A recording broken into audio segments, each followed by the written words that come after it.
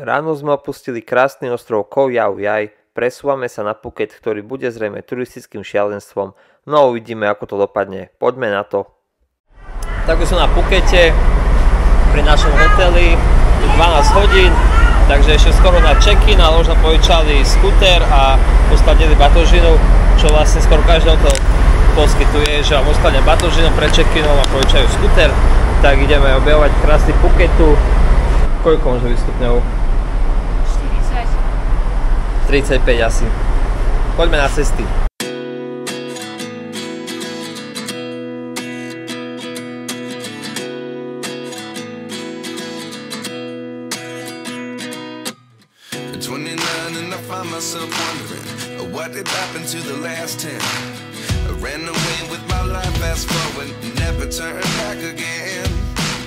It's kind of funny that the more we pass time, the more we need to set the rewind.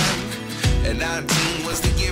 Tak už sa nachádzame pri soche Veľkého Budhu, polhodinka cesty od stanice, je tu zadarmo vstup a napríklad taká kola 50 centov, vôbec tu nezírajú ľudí, čo je super. A dokonca je tu dovolené dronovať, drone flying zone. Tak poďme sa pozrieť na Budhu z hora.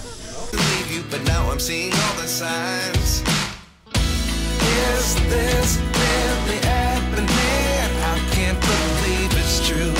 I'm just as surprised as you. Tak už sme zišli od Big Budhu, čo ste videli na dronových záberoch a čakáme na obedík. Cesto dole sú hneď takéto reštaurácie s výhľadmi, tak sme sa v jednej z nich zastavili. Trošku drahšie jedlo, 3,50 € za jedlo. Drahšie ako obvykle, ale zase super view, takže stojí to za to. Pol hodinke s skútrom od Veľkého Budhu cez celkom stúpania a klesania, nebezpečné cesty, ale sme to zvládli, aj keď Katka zaspala na skútri. Tak sme na pláži, ako sa to tu volá? Sme na Patong Beach, čo je, si myslím, že celkom známe tu na Phukete. Samý obchod, samá reštika, samý hotel a milión turistov. Bývať tu na tejto lokalite, len ak chcete bujariť nočný život a množstvo ľudí okolo seba. Tieň.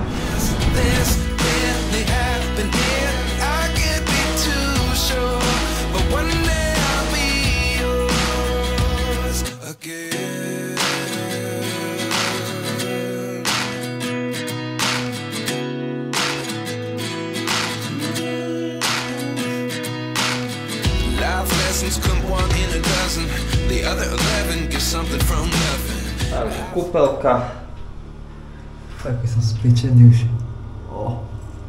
Chladnička je s mrazakom, hovoríš, hej? Čo si?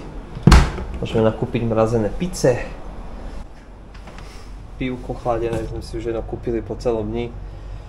Taká široká posteľ. Výhľad na miestnú farmu. Čo si balkónik riadny.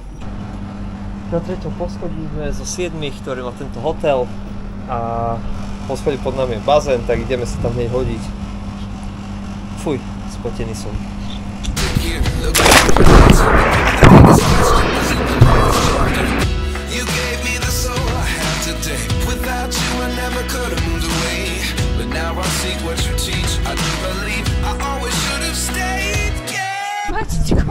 Chceli sme ísť na Monkey Hill Viewpoint, ale 2 km do kopca, čo nám až tak nevadí, bol tam zákaz skútrom, len máme so sebou kopu ovocia a je to tam zakázané, aby sme krmili opice, tak sme rýchlo behli na druhý západ slnka, na iný kopec.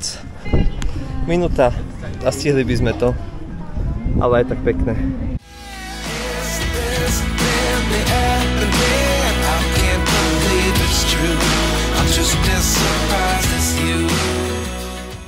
Náš predposledný deň končíme romanticky pri západe slnka a opäť šialenou dopravou na skútri sa vraciame späť na hotel a ideme spať. Nech sme ráno ready na ďalšie zážitky.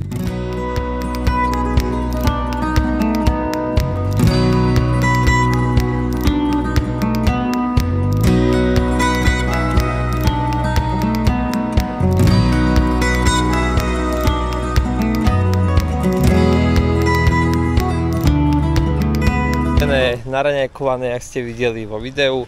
Kúpil som si novú košeľu 7-Eleven konečne, po týždni už mám druhú, že teda tretiu, jednu ešte takú sloníkovú.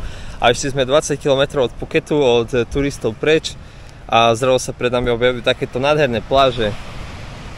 Nekonečné pláže a týmto smerom tam ďalej by mal byť plain view, že tam zlietajú lietadla priamo z letiska, ktoré idú celkom nízko nad plážu, len neviem, či sa vám podarí nejaké zachytiť, ale tak hej, nakamerujeme to.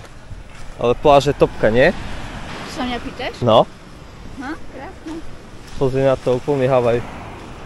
Nekonečné pláže, desiatky kilometrov dlhé.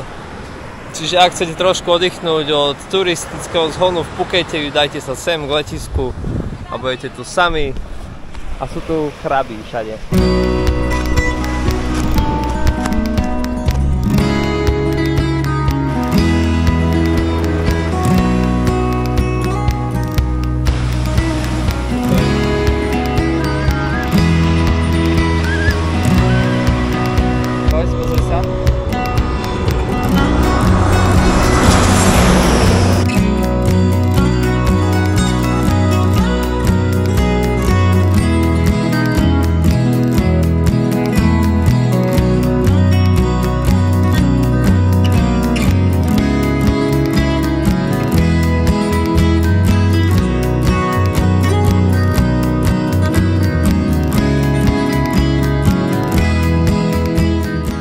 Tak smerujeme na autobusovú stanicu v Phukete, smer Bangkok a sme v dopravnej zápche.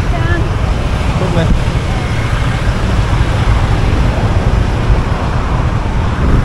Díky, že ste pozerali túto sériu o Thajsku. Sa vás to inšpirovalo, motivovalo sem prísť. Je to tu úžasné. Peace, love a vidíme sa.